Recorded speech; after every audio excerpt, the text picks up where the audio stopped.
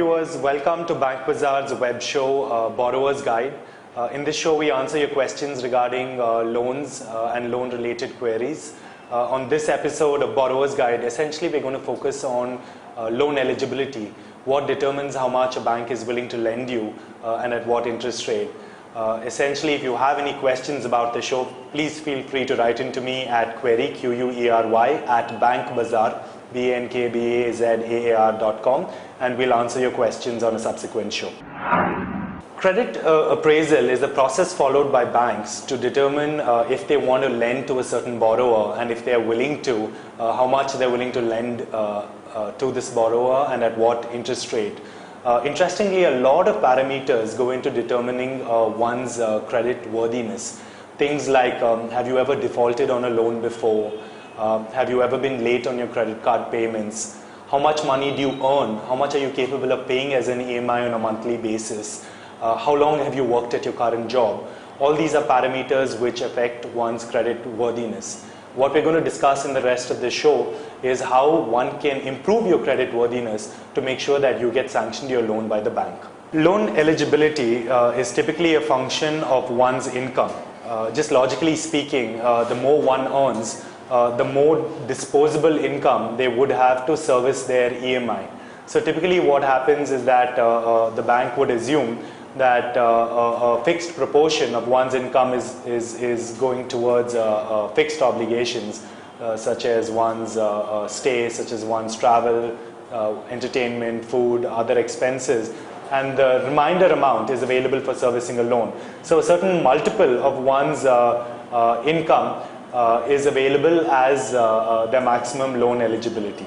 For the business class, unlike for the salaried class, what banks do is analyze in depth the business's balance sheet, profit and loss statement, status of receivables, essentially trying to understand how much of cash is this business capable of generating on a yearly basis or a monthly basis in order to service the outstanding EMI.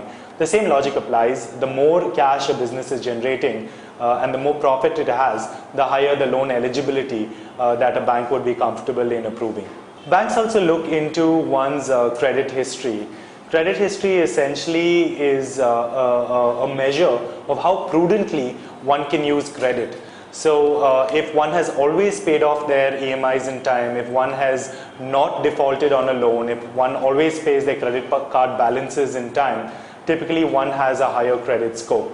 So if one proves that one can access credit, and also that once you have access to that powerful tool of credit, that you're repaying in time, that you're not carrying large credit card monthly balances per month, then it reflects prudently on your credit score, which means the bank is comfortable lending to you. So one other parameter which affects the maximum loan amount that the bank will lend is the loan to asset value.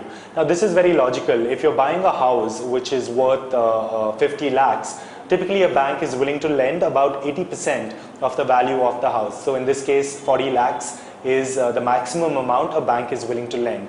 Banks expect borrowers to put up the deposit amount, which in this case is 20% as the upfront payment on the purchase of the home, while they're willing to finance about 80%, which in this case is 40 lakhs of the total asset value. Alright, now we come to the interesting part. How can one increase your loan eligibility? So let's say you want to borrow a certain amount of money. What are the things that you can do to help yourself? One is to club income. So let's say you have a co-applicant, which is your spouse. You could add your incomes together and automatically your loan eligibility increases, because essentially it's a multiple on what your income is. So if there are two people's income combined, your loan eligibility increases. Second is increasing your tenor. Typically, the higher the tenor for a given loan amount, the lower the EMI. So what I mean is, let's say you were taking a loan and the tenor was 10 years. If you increase the tenor to 20 years, your EMI would come down. But be aware that the interest that you're paying the bank over 20 years increases, but your EMI comes down on a monthly basis. So your third option is additional income. Very often people have other sources of income, like rental income, maybe income from consulting work, Now essentially this can be clubbed together with your monthly income to increase your loan eligibility, because as we previously discussed, your total or maximum loan eligibility is a multiple of what your monthly income is. Next option is to look at a step up or a teaser loan. So essentially assuming that your current income is going to increase over the next 5 years, take a loan which has a smaller EMI in the first few years with an increasing EMI which grows commensurate with your salary. Very few banks offer this option, but it does exist. The fifth option now is prepaying one of your existing loans.